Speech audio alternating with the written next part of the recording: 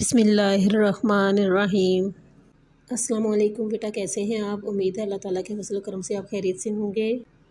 جی بیٹا، ہم پڑھ رہے ہیں باب دوم ایمانیات و عبادات، سبق نمبر 2، اسلام میں عبادت کا تصور۔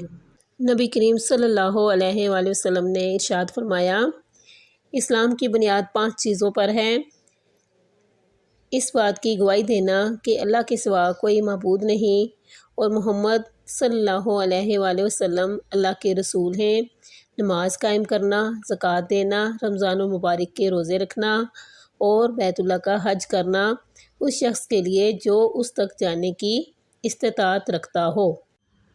جی بیٹا، اب آتے ہیں سبق کی ریڈنگ کی طرف۔ بیٹا، اسلام نے دنیا اور آخرت کی کامیابی کے لیے واضح اصول دیے ہیں۔ زندگی کو ایک خاص ترتیب میں لانے کے لیے اسلام نے نماز، روزہ، زکوٰۃ اور حج جیسی عبادتیں مقرر کی ہیں۔ نماز روحانی سکون دینے کے ساتھ ساتھ اللہ اور بندے کے تعلق کو مضبوط کرتی ہے، جس سے انسان کے اخلاق و کردار کی اصلاح بھی ہو جاتی ہے۔ بیٹا، کیسے انسان کے اخلاق و کردار کی اصلاح ہو جاتی ہے؟ جیسا کہ بیٹا آپ جانتے ہیں کہ نماز کو دین کا ستون کہا گیا ہے اور یہ ایک ایسا فریضہ ہے جس کے ذریعے مسلم اور غیر مسلم کی پہچان ہوتی ہے۔ اور بیٹا، نماز ہی وہ عبادت ہے جو ایک مومن کی شخصیت کو بنانے میں بنیادی کردار ادا کرتی ہے۔ ٹھیک ہے۔ زکوٰۃ سے دوسرے انسانوں سے ہمدردی اور مدد کا جذبہ پیدا ہوتا ہے۔ بیٹا، زکوٰۃ کی ادائیگی کے لیے ضروری ہے کہ انسان مالدار ہو اور صاحب نصاب ہو، اس لیے زکوٰۃ کو مالی عبادت کہا جاتا ہے اور یہ مومن کی زندگی میں اہم کردار ادا کرتی ہے اور اسے بخل اور کنجوسی اور مالداری کے برے اثرات سے بچا کر اس کے دلوں میں غریبوں کی محبت اور ہمدردی کا جذبہ پیدا کرتی ہے۔ روزے سے انسان کے دل میں خوف، تقوی اور پرہیزگاری کا احساس پیدا ہوتا ہے۔ بیٹا، روزہ گناہوں سے بچنے کی ڈھال ہے اور اپنے محتاج بھائیوں کی بھوک اور پیاس کو یاد دلا کر ان کے ساتھ ہمدردی اور تعاون پر آمادہ کرتا ہے۔ اس طرح انسان کے اندر خوف، تقوی اور پرہیزگاری کا احساس پیدا ہوتا ہے۔ حج کے ذریعے اخوت، بھائی چارہ اور مساوات کا جذبہ اجاگر ہوتا ہے، کیونکہ بیٹا جیسا کہ آپ جانتے ہو کہ حج جو ہے وہ کیا ہے؟ حج ایک مالی اور بدنی دونوں طرح کی عبادت ہے۔ بیٹا، حج کے موقع پر دنیا بھر سے مسلمان جو وہ ایک خاص مرکز پر جمع ہوتے ہیں تو بیٹا ان میں اخوت، بھائی چارہ اور مساوات کا جذبہ اجاگر ہوتا ہے۔ جی بیٹا، ایکسرسائز میں یہ کویسچن نمبر 2 دیکھیں، اسلامی عبادات کے نظام کو اپنانے سے کون سی صفات پیدا ہوتی ہیں؟ جی بیٹا دیکھیں، اس کویسچن کا آنسر یہاں سے لے کر یہاں تک ہے۔ بیٹا کویسچن نمبر 2 جو ہم نے پڑھا، اسلامی عبادات کے نظام کو اپنانے سے کون سی صفات پیدا ہوتی ہیں، اس میں سے بیٹا ایک سیلف میڈ کویسچن ہمارا بنتا ہے، نماز کے ذریعے کیا فائدہ حاصل ہوتا ہے؟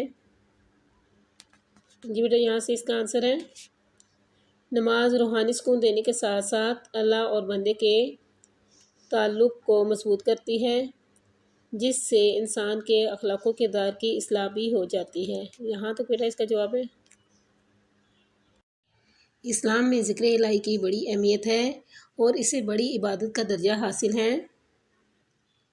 بیٹا حدیث قدسی میں آپ صلی اللہ علیہ وآلہ وسلم نے فرمایا کہ اللہ تعالیٰ کا ارشاد ہے، میں اپنے بندے کے گمان کے ساتھ رہتا ہوں اور جب وہ میرا ذکر کرتا ہے تو میں اس کے ساتھ ہوتا ہوں، اگر وہ مجھے اپنے دل میں یاد کرتا ہے تو میں بھی اسے اپنے دل میں یاد کرتا ہوں، اگر وہ مجھے مجمع کے اندر یاد کرے تو میں اس سے بہتر مجمع کے اندر یاد کرتا ہوں، اگر وہ بالشت پر میرے قریب ہوتا ہے، بالشت بیٹا کہتے ہیں ایک ہاتھ کے برابر، اگر وہ بالشت پر میرے قریب ہوتا ہے تو میں ایک بازو کے برابر اس کے قریب ہو جاتا ہوں، اگر وہ ایک بازو کے برابر میرے نزدیک آئے تو میں دونوں بازوؤں کے برابر اس کے نزدیک ہو جاتا ہوں، اگر وہ چل کر میری طرف آئے تو میں دوڑ کر اس کی طرف جاتا ہوں۔ جی بیٹا نیکسٹ ہم کویسچن کی ریڈنگ کی طرف آتے ہیں۔ اسلام میں ذکر الہی کی بڑی اہمیت ہے اور اسے بڑی عبادت کا درجہ حاصل ہے۔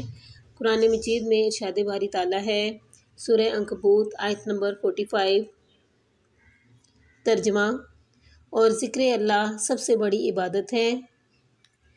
ذکر الہی کا مقصد یہ ہے کہ جو کام انسان کو اللہ تعالیٰ کی یاد سے غافل کرتے ہیں، غافل کا مطلب بیٹا ہوتا ہے لاپرواہ، یعنی جو کام اللہ تعالیٰ کی یاد سے انسان کو غافل کر دیتے ہیں، لاپرواہ کر دیتے ہیں، ان سے بچا جائے، بلکہ زندگی کے ہر معاملے میں اپنے دل اور زبان کو اللہ تعالیٰ کے ذکر سے تر و تازہ رکھے، یعنی ہر وقت اس کی زبان اور اس کے اسلام میں ذکر الہی کی بڑی اہمیت ہے اور اسے بڑی عبادت کا درجہ حاصل ہے۔ بیٹا حدیث قدسی میں آپ صلی اللہ علیہ وآلہ وسلم نے فرمایا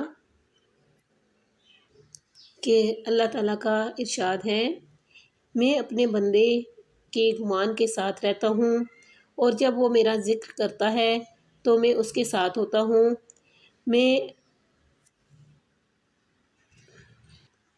اگر وہ مجھے اپنے دل میں یاد کرتا ہے تو میں بھی اسے اپنے دل میں یاد کرتا ہوں، اگر وہ مجھے مجمع کے اندر یاد کرے تو میں اس سے بہتر مجمع کے اندر یاد کرتا ہوں، اگر وہ بالشت پر میرے قریب ہوتا ہے، بالشت پر کہتے ہیں ایک ہاتھ کے برابر، اگر وہ بالشت پر میرے قریب ہوتا ہے تو میں ایک بازو کے برابر اس کے قریب ہو جاتا ہوں، اگر وہ ایک بازو کے برابر میرے نزدیک آئے تو میں دونوں بازوؤں کے برابر اس کے نزدیک ہو جاتا ہوں، اگر وہ چل کر میری طرف آئے تو میں دوڑ کر اس کی طرف جاتا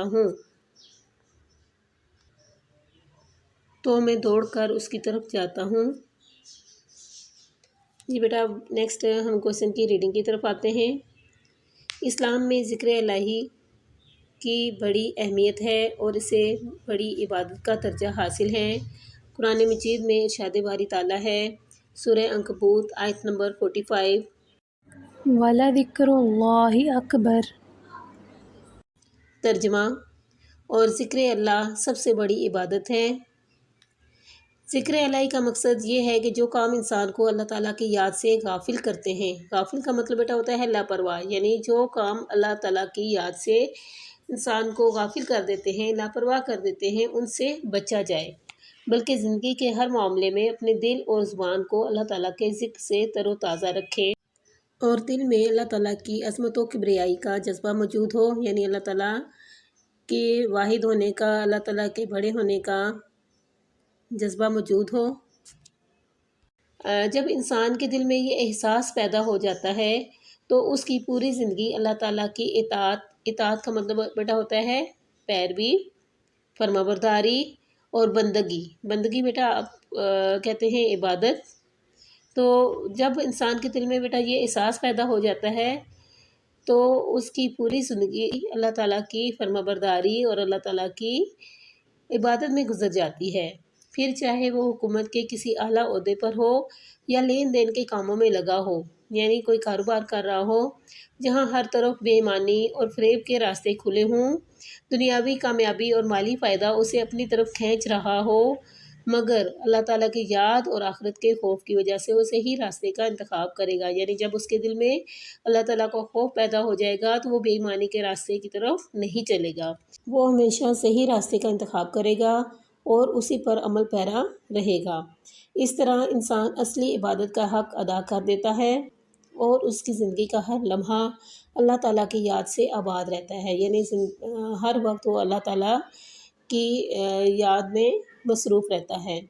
اسلامی عبادات میں انسان کا تعلق براہ راست اس کے خالق سے جڑ جاتا ہے۔ خالق بیٹا کہتے ہیں پیدا کرنے والے کو، ہمارے خالق کون ہے؟ اللہ تعالیٰ، اس لیے اسے اللہ تعالیٰ کے سوا کسی کی عبادت کی ضرورت نہیں ہوتی۔ اسلام کا تصور عبادت خالص توحید پر مبنی ہے، یعنی اسلام کا جو تصور عبادت ہے وہ خالص توحید بیٹا کیا ہے؟